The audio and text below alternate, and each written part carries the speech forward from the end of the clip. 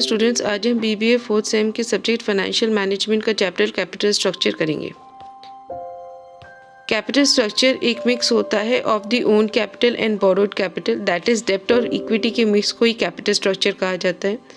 इसका basic objective होता है कि हम शेयर होल्डर्स की वेल्थ को मैक्सिमाइज कर सकें। Next is capitalisation and capital structure. Capitalisation का मतलब होता है the total amount of long term funds employed by the firm, that is your long term loans, your borrowed your debenture capital, your preference share capital, your equity capital, your reserves and surpluses.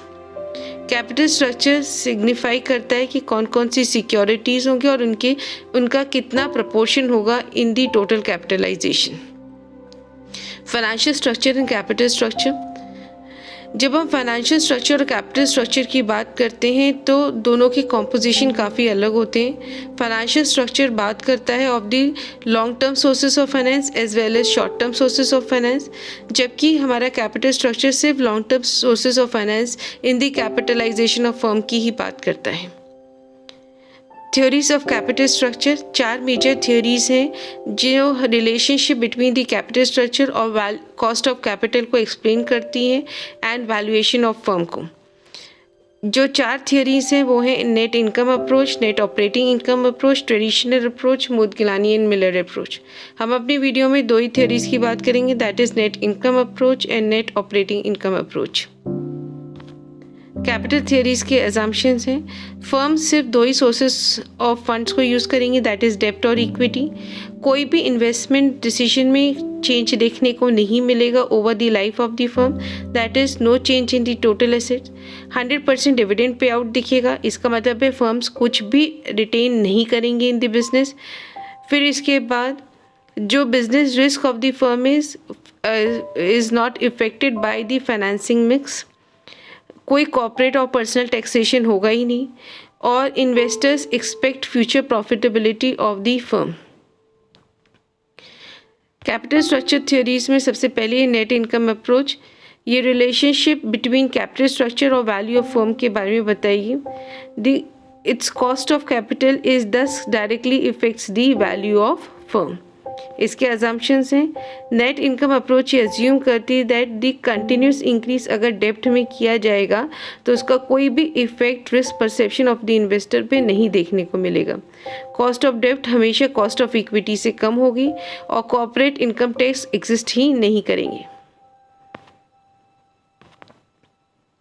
यहाँ पे जब हम capital structure theories की बात करते हैं, इसमें net income approach में कहती है कि total value of firm in the net income approach इस तरह से कैलकुलेट की जाती है, value of firm is equals to market value of equity plus market value of डेप्ट। जो टोटल वैल्यू ऑफ फर्म है उसे कैलकुलेट करने का फॉर्मूला होता है that is EBIT, that is overall cost of capital is equals to EBIT upon the value of the firm. अगर हम कैपिटल स्ट्रक्चर थ्योरीज की बात करें तो ये कहती है कि जो पोर्शन ऑफ द डेप्ट in the capital structure increase होता है तो हमारा weighted average cost of capital reduce होगा, जिसकी वजह से वैल्यू ऑफ फर्म क्या होगी, इंक्रीज होगी। Next is net operating income approach. ये एग्जैक्टली ऑपोजिट है नेट इनकम अप्रोच की। As per the net operating income approach value of firm financial leverage से इफेक्ट नहीं होती और it is independent of the capital structure. इसको कोई फ़र्क नहीं पड़ता कि आप डेप्ट इक्विटी का मिक्स क्या रखते हो। जब हम इसके अजम्पशन की बात करते हैं तो weighted average cost of capital हमेशा कांस्टेंट रहती है और it depends upon the business risk of the firm. इसे calculate value of the firm is calculated by the using the overall cost of capital. Cost of डेप्ट constant होती है और corporate income tax भी exist नहीं करते। Net operating income की preposition.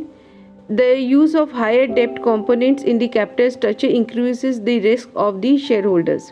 ये कहता है कि कॉस्ट ऑफ डेप्ट अगर आप बढ़ाते चले जाओगे तो जो इक्विटी कैपिटलाइजेशन रेट है वो इंक्रीज़ होता चला जाएगा, क्योंकि शेयर होल्डर्स जो इक्विटी शेयर होल्डर्स है वो ज़्यादा रिटर्न्स की एक्सपेक्टेशन रखेंगे। जिसकी वजह से जो कॉस्ट ऑफ इक्विटी है वो भी तेज़ी से इंक्रीज़ होगी। जो हायर कॉस्ट ऑफ इक्विटी है वो नलीफाई कर देती है उस एडवांटेज को जो आपको होता है by the cheaper cost of the डेप्ट। In the other words the firm mix is irrelevant and does not effects the value of the firm. Cost of capital constant है। As the proportion of debt increases, the cost of equity capitalization rate increases. No effect on the total cost of capital. Thank you.